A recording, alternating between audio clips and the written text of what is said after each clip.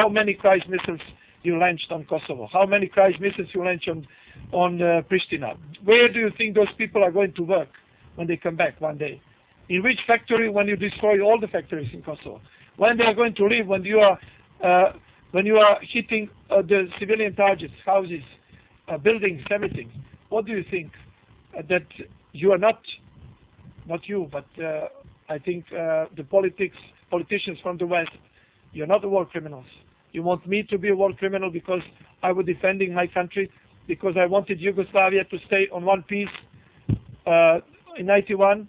Do you think that I went to fight because I wanted only Serbs to live on this world? No. That was the accusation. No, I wanted Croats, Muslims and Serbs to live together as we were, happy in one country. But what happened? We have a strong nationalist politic in Croatia in that time. We have strong national politic in Bosnia, and I have to admit we have a strong national politic in Serbia too. But it doesn't matter. I am talking about myself. I have nothing against other nations. I want them to be a good neighbor to us. I want this madness to stop. I want to live peacefully. I have 9 children. I would be crazy if I would like a war. But I have to say, if NATO troops are coming with the ground force, I will be first volunteer in Yugoslav army to defend my country, to defend my family, to defend my children. It's been alleged that you and your Tiger troops have been down there in Kosovo, killing people, driving them out of their houses. Of course it's not true. I mean, first, you don't have any proof that any of my volunteers were in Kosovo. Second, I have no my private troops. It doesn't exist. I have volunteers, and we are all under the command of Yugoslav army, one command. And you know, the headquarters, the chief of headquarters is Slobodan Milošević, the president of Yugoslavia. We are all under one command. But have you been there yourself? I was only to play a game 2 months ago when I was playing a football game against Pristina Football Club, Obilić against Football Club Pristina. So I was not militarily in uniform, not even one of my volunteers, which were fighting in Croatia or in Bosnia, is down there. NATO says it's perfectly easy to stop this. It can be stopped in 1 minute. If President Milošević picks up the phone and agrees to the things he's already promised to do. First of all, you want our President Milošević to beg you. You want to break us. You thought that for 2 days of bombing you're going to put us on our knees, and then President Milošević will beg for the mercy. With mercy. It's our country. You're bombing our citizens. You're bombing our people. You're bombing my children. They are afraid. What do you think? You forgot the bombing of when the Nazi Germany bombed London in 1941 to 1945. You forgot that lesson. And we were allies. In the First World War together, my grandfather was fighting together with a British soldier. My father was fighting together with a British soldier in the Second World War, and now you're attacking us very cruelly with all you have. With 450 planes, how many cruise missiles? More than 1,000 you thrown on Kosovo and Yugoslavia. Do you think we are going to forget you? Forgive you this? Do you think we can forget this? For you put a knife on our back because of a politic of Monica Lewinsky, of a politic of Bill Clinton, because he's hurt in the United States, because of stupid politic of Blair in the United Kingdom. You have to change your minds. You have to know who is friend and who is enemy. We are not an enemy of the West. We are friends. But you want to put us behind the Iron Curtain again. You want to have 2 worlds. One pro-communist on the East, and you want to have another world of the West. You are doing a mistake from the past. Why? When we want to live, we want peace in all over the world. We want to have a friendship with the West and with the East. We are in the center of Europe. We are a little country. Let me remind you that there is ranches in Texas, in the United States, which are big as Yugoslavia is. We are a little country. We have little force.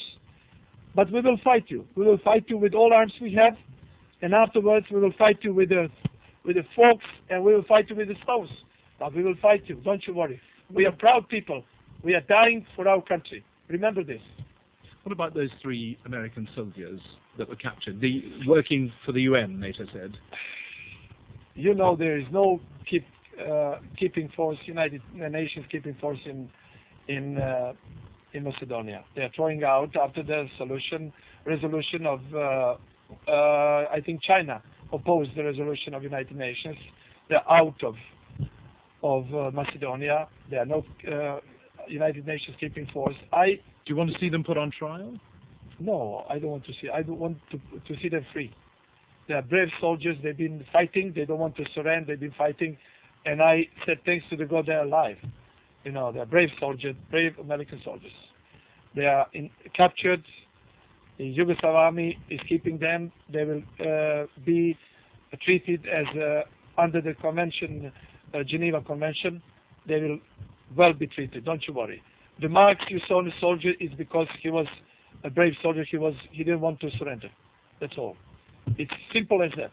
They didn't beat him up because he's an American soldier or because he was because we catch him in a spy mission inside the territory of Yugoslavia. I want to repeat. The 3 soldiers were captured inside the territory of Yugoslavia. And a few of American soldiers, they ran away. They went back to Macedonia. So there was not only 3 men on patrol, as you want to say by your media. There are 3 American soldiers, 2 sergeants and 1 private, who went on a spy mission inside Yugoslavia. And we catch them. We probably, if you send some more, we will catch some more. And then you will have a proof they're not, they didn't bring humanitarian aid with them. They have all rifles and they have some other things with them. So let me remind you, they're not United Nations force. They are American soldiers together with the other NATO soldiers in Macedonia, stationed in Macedonia. What would you say if President Milosevic did lift the phone to NATO and say, we can't keep on fighting against the greatest power in the world. We've done very well in our own terms, and now we must talk, and I have to talk on the terms that you propose. I will be very disappointed of President Milosevic, because President Milosevic is man, and he has a pride, Serbian pride in him. And he didn't bomb NATO countries. You bombed us. So you want us to pick first phone and to ask to stop bombing. We are never going to do this. You can bomb us for 30 years.